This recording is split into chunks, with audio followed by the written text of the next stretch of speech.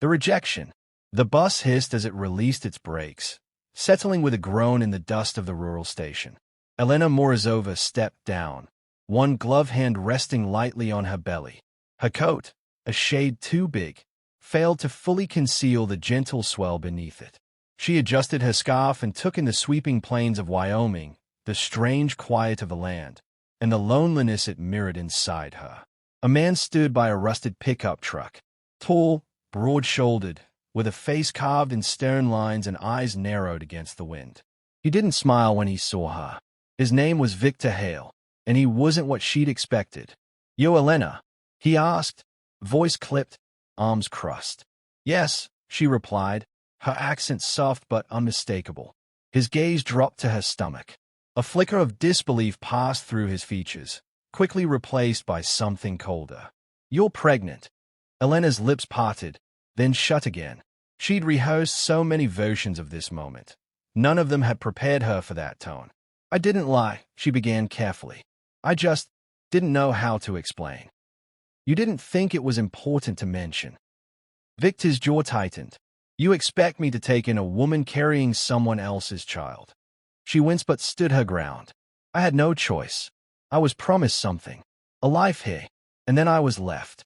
He turned away, walking a few steps toward the truck, then back again, like pacing would help him contain the boiling confusion inside. "I paid for someone honest," he said, not shouting, but each word landed like a slap. "Not someone hiding a mistake." Elena flinched. "This child is not a mistake." Victor looked at her then, really looked. For a moment, something flickered. Pity, perhaps. But it vanished like heat in the wind. "I'm sorry you were lied to," he said, voice lowered, "but that doesn't mean I owe you anything." The finality in his words pierced deeper than she expected. She nodded, trying to keep her composure. She'd faced worse. Lonelier nights. Hungrier ones. Still, tears pricked at the corners of her eyes as she clutched her small suitcase. "Where should I go?" Victor's silence stretched. He looked away, jaw working, then finally muttered, "There's a motel down the road." She turned without another word, walking with slow, deliberate steps. She could feel his eyes on her back but refused to look. A part of her had known this might happen. Yet she'd hoped, foolishly, perhaps, that compassion would outweigh judgment. As she passed the edge of the lot, her vision blurred. The wind picked up, and with it came a memory. A crowded dance hall, laughter and warmth, and a man, faceless in the recollection, but with a voice smooth and American, whispering promises into her ear. He'd held her hand with reverence, kissed her like she mattered, told her he'd return for her. He did, for one brief, beautiful month. Then he vanished. Thunder cracked in the distance. Rain began to fall, soft at first, then steadily harder. Elena stood beneath the awning of the tiny bus stop shelter, trembling. Her coat soaked through quickly. The suitcase beside her was already damp. She wrapped her arms around herself, feeling every ache of the long journey and the longer betrayal. From across the road, Victor sat in his truck. The windshield wipers beat a slow rhythm. He watched her, not with anger now, but with the grim discomfort of a man wrestling something larger than pride. She looked like a ghost standing there, hunched and alone, a silhouette of broken hopes. Still, he did not move. Back in the shelter, Elena closed her eyes. She'd come for safety, for a chance at peace. Instead, she'd found another door closed in her face. She whispered a prayer, not for herself, but for the child inside her, that it might find a place in a world so quick to judge what it doesn't understand. The sky rumbled again. Behind her, the neon vacancy sign at the nearby motel flickered to life. She gathered her strength, lifted the suitcase, and stepped into the storm. The arrangement. The smell of coffee drifted faintly through the cracked motel window. Elena stirred beneath a thin blanket, her back sore from the unforgiving mattress. She sat up slowly, her hand instinctively moving to her belly. The baby kicked, as if reminding her, "We're still here." A knock at the door startled her. She opened it cautiously to reveal a woman in her 60s, well-dressed in denim and boots, with silver hair pulled back in a no-nonsense braid. Her eyes were sharp, the kind that missed nothing. "You must be Elena," the woman said. "I'm Agnes Hale, Victor's mother." Elena stiffened. Yes. I didn't mean to cause. I didn't come for apologies," Agnes cut in, eyeing the modest room behind her. "I came because it's raining again, and you're not sleeping in a place like this with a child on the way." Elena blinked. "But Victor said." "Victor's not always right," she said dryly. "You're coming with me."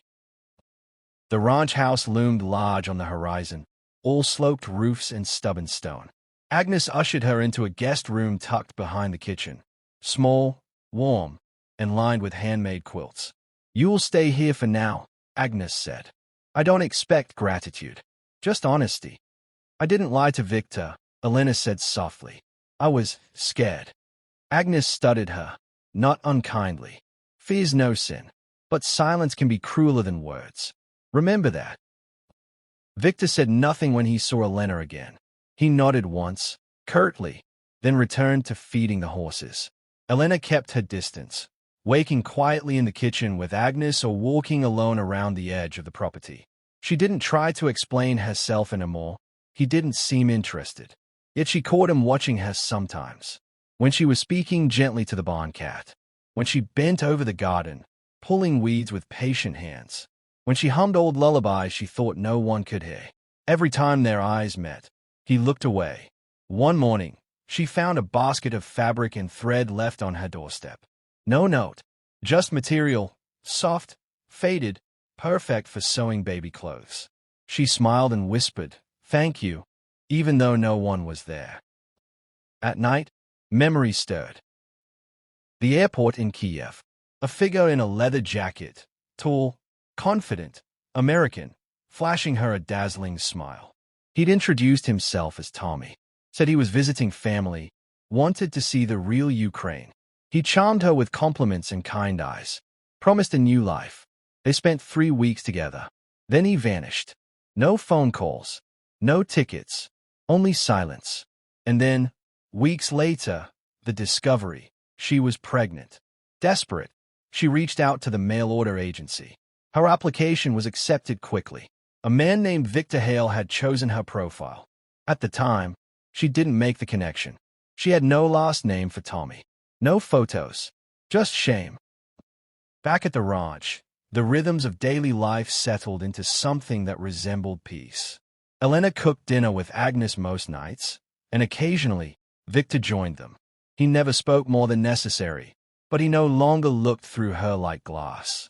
One evening, as the rain drummed gently against the roof, Victor stepped into the kitchen. He looked tired, his flannel shirt streaked with mud. "I saw you fixing the fence," Elena said softly. "By the orchard." He gave a short nod. "Didn't hold up after the storm." She hesitated. "Would you like tea?"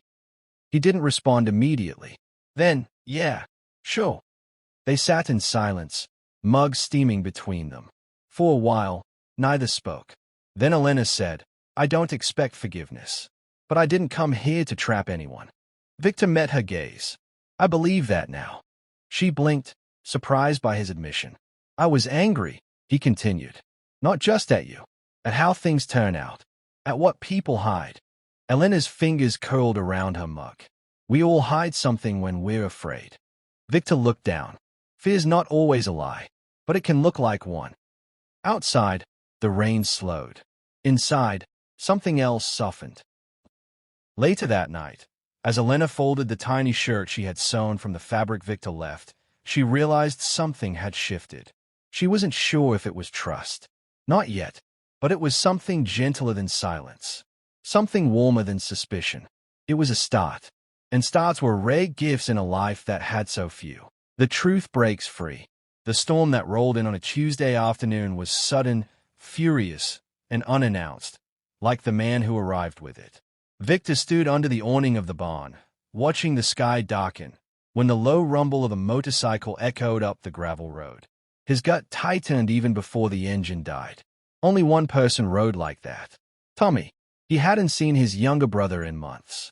Not since the last falling out over money, women, and the same reckless decisions that had become Tommy's legacy.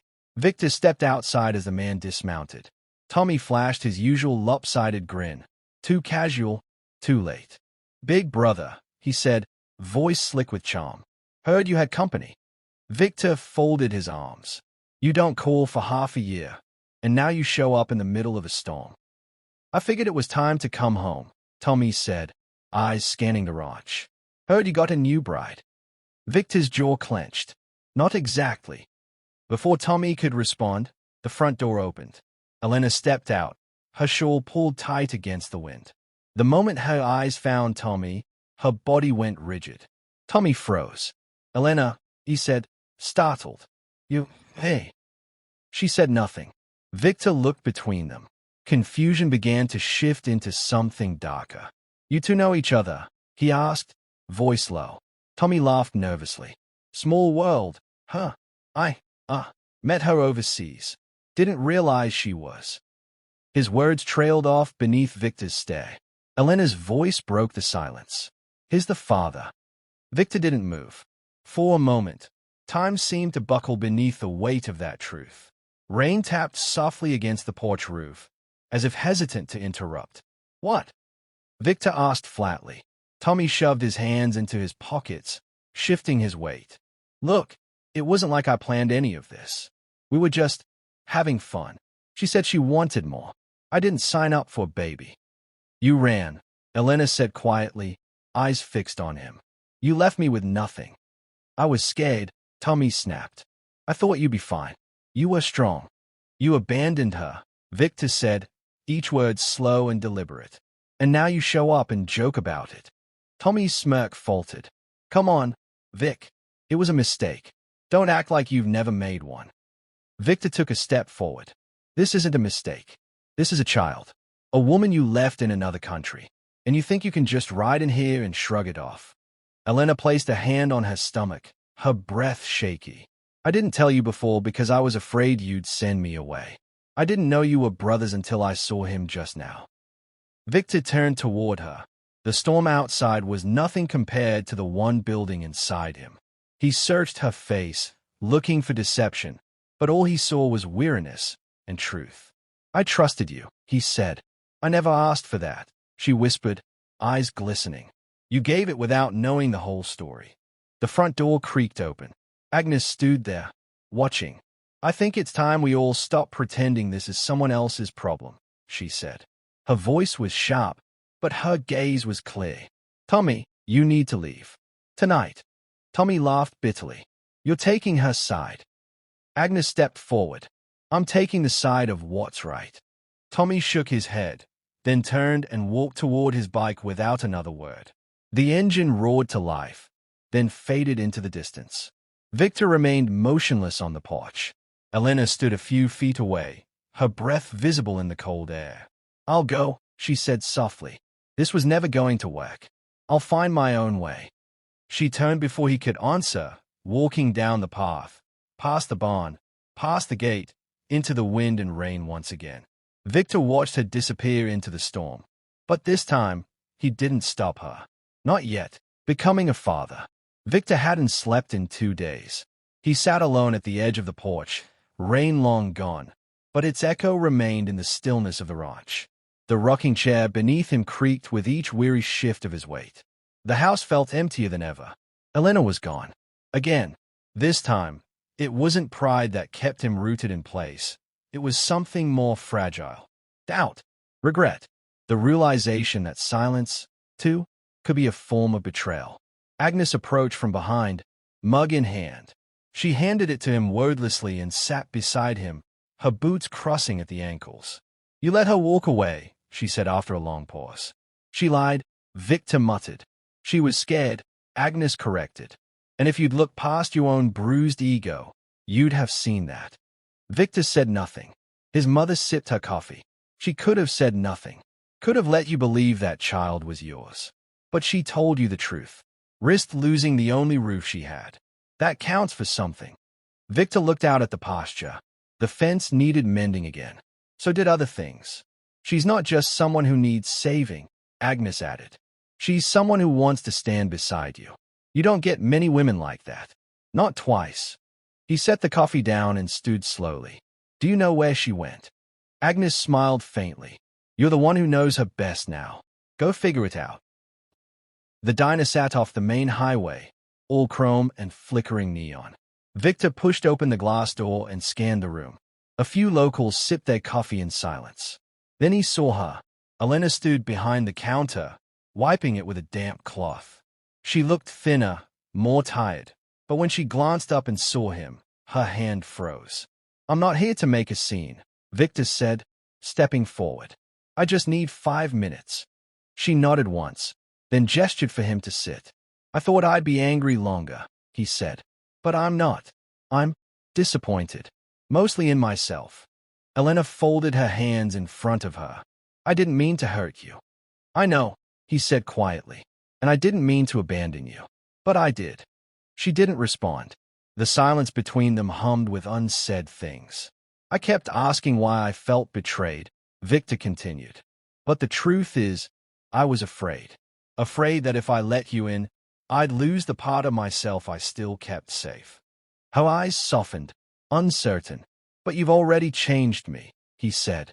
You taught me that being strong doesn't mean staying alone. Elena swallowed. What do you want from me, Victor? He reached into his coat pocket and pulled out a small, soft bundle, baby clothes she had sewn, folded neatly. I want to help raise this child, he said. Not because I have to, but because I want to. Because when I think about what kind of man I want to be, it's someone who stays. Her breath caught. You know she's not yours. She could be, he said gently. Not in blood, but in every way that matters. Tears welled in Elena's eyes, and for the first time, she didn't blink them away. I don't have much to offer, she whispered. Just myself. Just this small, broken family. Victor stood. Then let's build something from it. She stepped around the counter, and when he opened his arms, she didn't hesitate. She rested her cheek against his chest, and he closed his arms around her, careful not to press too tightly against her belly. For the first time, neither of them felt like they were carrying their past alone. Weeks passed. The snow began to fall. Inside the ranch house, warmth bloomed again. Elena filled the once empty spaces with soft singing, gentle cooking, and quiet smiles. Victor spent long hours fixing the nursery, sanding down the old crib his father once built. When the baby came, a girl, small and wailing, the midwife placed her first into Victor's arms.